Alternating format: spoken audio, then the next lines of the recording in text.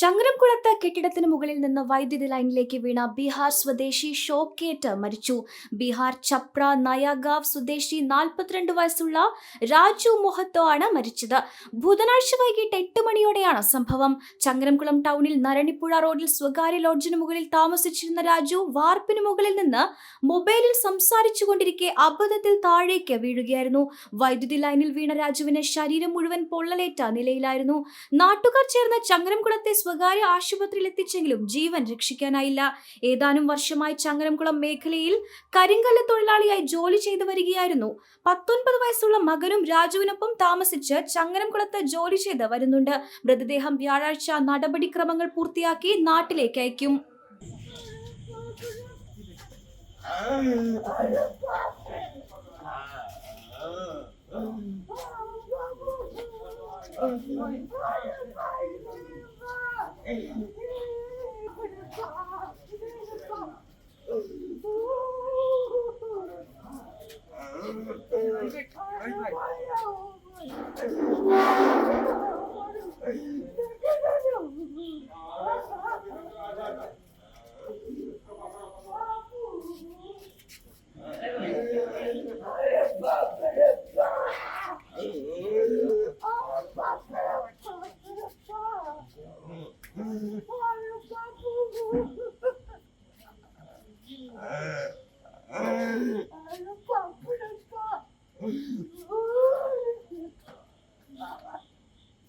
പെണ്ണു കൊതിക്കും പെണ്ണിനെ കൊതിപ്പിക്കുന്ന കനക കടകാഭരണങ്ങളുടെ കമനീയ ശേഖരവുമായി പട്ടാമ്പി പട്ടണത്തിന്റെ കനക കൊട്ടാരം Manukas gold and diamonds, Manukas tower railway ഓവർബ്രിഡ്ജിന് സമീപം, മെയിൻ റോഡ്, പട്ടാമ്പി.